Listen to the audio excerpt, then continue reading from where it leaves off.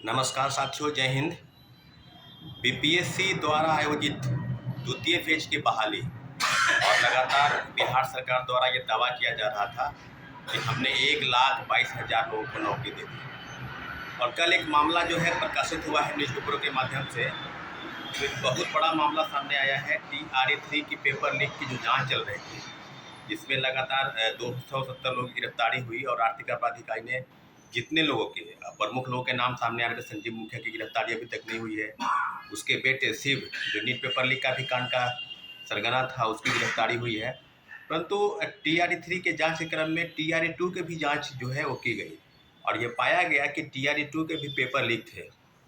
तो साथियों, आज विषय पर पूरी तरीके से अब इस बात पर मंथन हो रहा है कि TRE-2 के जो पेपर लीक थे उसमें किन किन चीज़ों का जिक्र किया गया। क्या सरकार की गंभीरता इस बात से नहीं थी कि पेपर की जांच अगर कराई जाती है और जिस प्रकार से कई कई तरह के कारनामे सामने आए, सर्टिफिकेट वेरिफिकेशन में जो लापरवाही बरती गई उसको लेकर, और दूसरे तरीके से पेपर लीक। तो पेपर लीक पर तो अब क्लियर हो गया है मामला कि आर्थिक अपराध इकाई ने जो रिपोर्ट सौंपी है, जो माननीय उच्च न्यायालय में उसने जो याचिका दायर के क्रम में उन्होंने जो की है, उसमें साफ स्पष्ट है कि TRE-2 के भी पेपर जो है वो लीक थे। तो इस तरह के जो मामले सामने आ गए हैं, तो अब तो कुल मिलाकर ये बात अब सिद्ध हो गया है कि बड़े पैमाने पर फर्जी लोग, जिन्होंने पैसे के वजह से या पैसे के लेन देन में जो है वो आगे आए और पैसे के वजह से वो शिक्षक बने। तो अब टोटली रूप से ये माना जाए कि क्या जांच के बाद सरकार की अब इस बात की तरफ इशारा नहीं होता है कि पेपर लीक पर सरकार कितनी गंभीर है। लगातार पेपर लीक हो रहे हैं, तो हम लोग तो लगातार डिमांड कर रहे हैं कि TRE-2 क्यों, TRE-1 से भी पेपर लीक की जांच करवा लीजिए। उसमें भी काफ़ी तरह की सामने चीज़ें आई थी और आज जो बातें सामने आर्थिक अपराध इकाई ने कहा है स्पष्ट तौर पर। परंतु टोटल मिला के अगर कुल मिलाकर ये बात ही कहा जाए कि पेपर लीक पर ये सिर्फ सवाल नहीं है। पेपर लीक पर सवाल इस बात का है कि उन्होंने जो रिपोर्ट सौंपी है उसमें पटना के 3 कोचिंग इंस्टीट्यूट के भी नाम शामिल हैं, जिन्होंने पेपर को सॉल्व कराया। अब कहने की बात है कि मुजफ्फरपुर से मोतिहारी ले जाने के क्रम में हाजीपुर के आगे आदि आदि कई जगहों का जिक्र हो रहा है। तो आर्थिक अपराध इकाई को ये भी बताना चाहिए कि पटना की 3 कोचिंग सहित जो लोग इसमें शामिल हैं, जो लोग इस बड़े रैकेट में शामिल हैं, संजीव मुखिया ही नहीं है। संजीव मुखिया का भी कोई सरगना मुखिया है जो इन सब लोग चीज़ों को संरक्षण देता है और जिसके संरक्षण के रहते TRE-1 से लेकर TRE-3 तक बड़े पैमाने पर धांधली के शिकायत मिले और फर्जीवाड़ा हुआ। दूसरे तरीके से बात की जाए तो हम लोग लगातार सर्टिफिकेट वेरिफिकेशन का बात कर रहे थे कि सर्टिफिकेट का वेरिफिकेशन जो है वो BPSC अपने स्तर से पहले कर ले, डॉक्यूमेंट वेरिफिकेशन, तब रिजल्ट का प्रकाशन करे। यानी 1.5 गुना रिजल्ट का प्रकाशन जो है सर्टिफिकेट का वेरिफिकेशन वो करके 1 से लेकर और 11-12 तक, यानी प्राथमिक से लेकर उच्चतर माध्यमिक के जो भी रिजल्ट का प्रकाशन है उसमें पूरी तरीके से उस चीज़ को पारदर्शिता के साथ लागू करे, ताकि कोई भी फर्जी तरीके से बहाल नहीं हो जाए। लेकिन हुआ इसके उल्टा, शिक्षा विभाग और BPSC में तू मैं हुआ और कई चीज़ों का आगे जाके सामने आया कि सीटेट फेल वाले जो हैं उन मामले में उच्च न्यायालय के फैसले के बाद अब कई सीटेट वाले को बाहर किया जा रहा है। NIOS से जिन्होंने DELED की डिग्री ली है उनको बाहर का रास्ता दिखाया जा रहा है।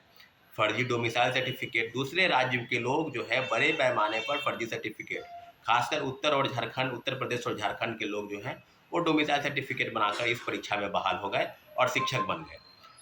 फर्जी दिव्यांग, TRE-1 में दिव्यांग नहीं थे, TRE-2 में वो दिव्यांग हो गए, उनको चलने फिरने सुनने बोलने में कोई दिक्कत प्रॉब्लम जो है उनको नहीं थी और उसके बाद उनको होने लगी।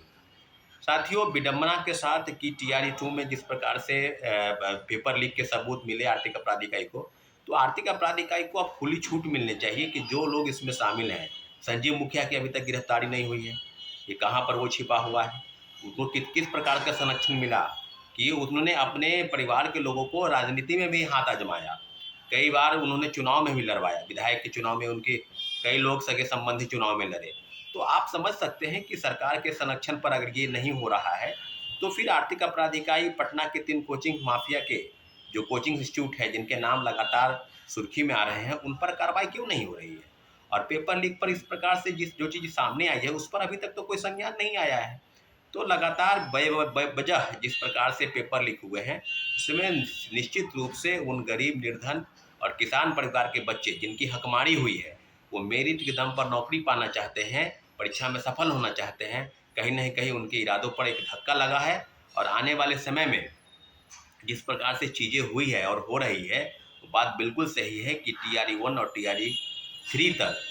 जो टीआरई 3 के भी पेपर लीक हुए हैं, लगभग 270 लोगों की गिरफ्तारी हुई है। और लगातार अभी तक जांच के बिंदु में कोई भी ऐसी चीज़ें नहीं हुई जिस पर विशेष रूप से टीका टिप्पणी की जाए कि ये हो रहा है, हो रहा है। लेकिन इतना ज़रूर है कि टीआरई 1 से और टीआरई 2 में जो गड़बड़ी हुई है, अब पक्का हम पूरे दावे के साथ कह सकते हैं कि टीआरई 1 की भी अगर जांच की जाए तो ये बात बिल्कुल अब तह के तह सामने आ जाएगी कि टीआरई 1 में भी पेपर लीक था। और जिस प्रकार का डंका उस समय के तत्कालीन चेयरमैन बीपीएससी के श्री अतुल प्रसाद जी पीट रहे थे